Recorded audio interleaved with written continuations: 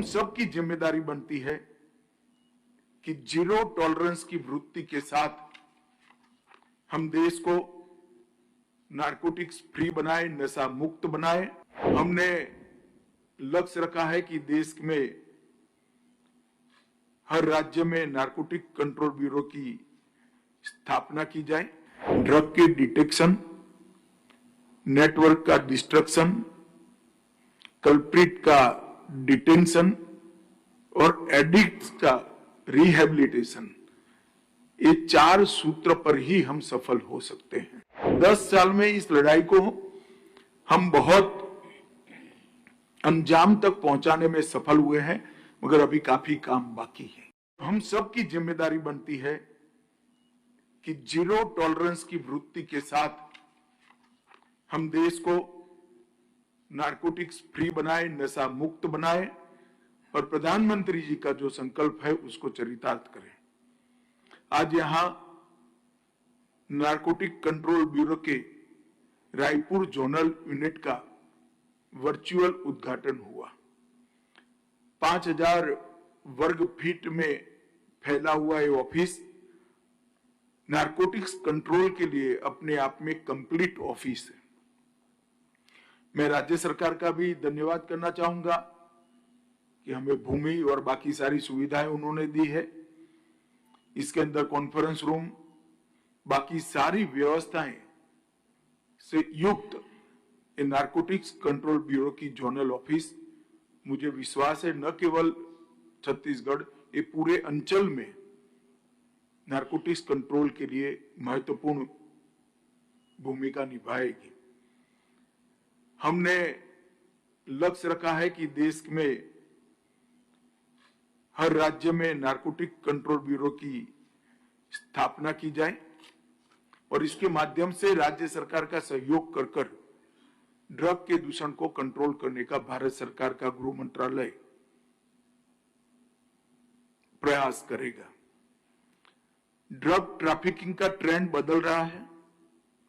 Natural drug से synthetic drug की ओर drug तस्कर आगे बढ़ रहे हैं, जिससे बहुत कम मात्रा में ड्रग आती है और सबसे ज्यादा नुकसान और सबसे ज्यादा कीमत भी उसकी होती है।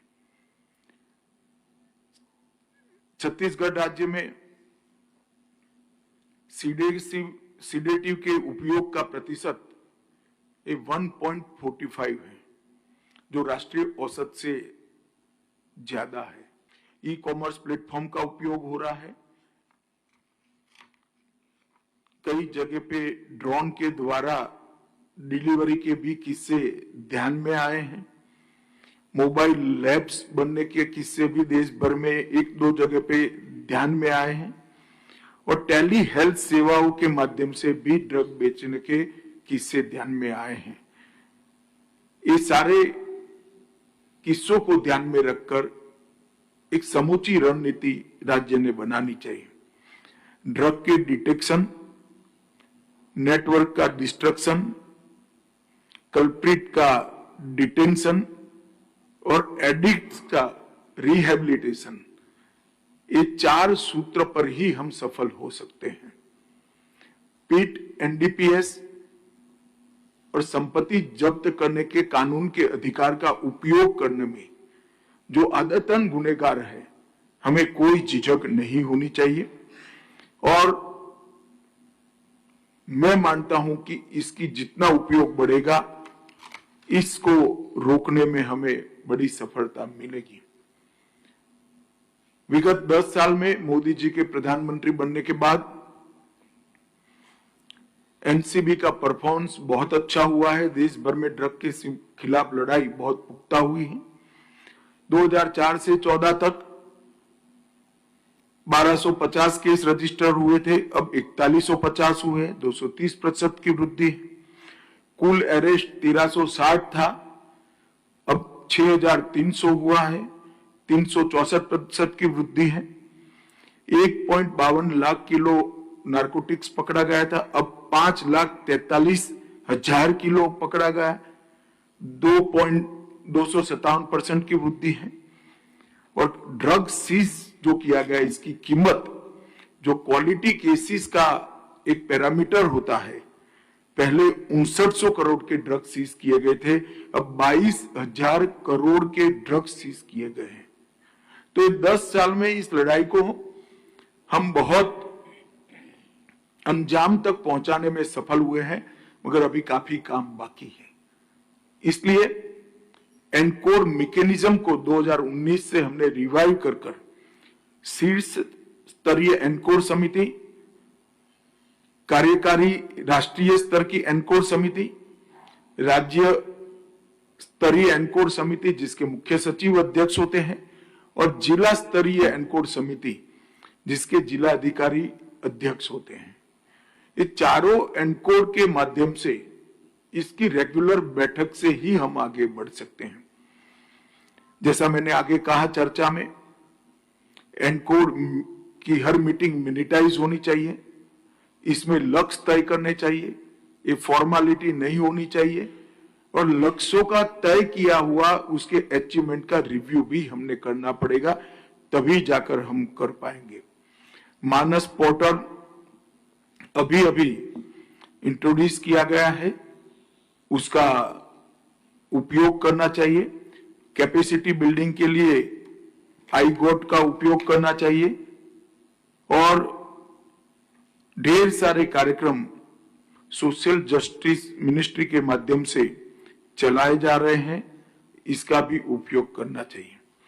फाइनेंशियल इन्वेस्टिगेशन के लिए भारत सरकार की एजेंसियों की मदद कुछ अंतरराज्यीय केसों में, अंतरराष्ट्रीय केसों में जरूर राज्य ले सकता है, हम पूरी मदद करेंगे।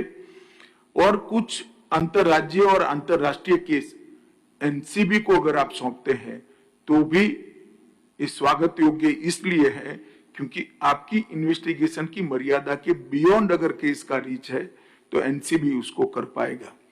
जैसा मैंने पहले कहा, पीट एनडीपीएस का उपयोग यहां पर बढ़ाना चाहिए, इससे बड़ी नारकोटिक्स को रोकने में हमें सफलता मिलेगी।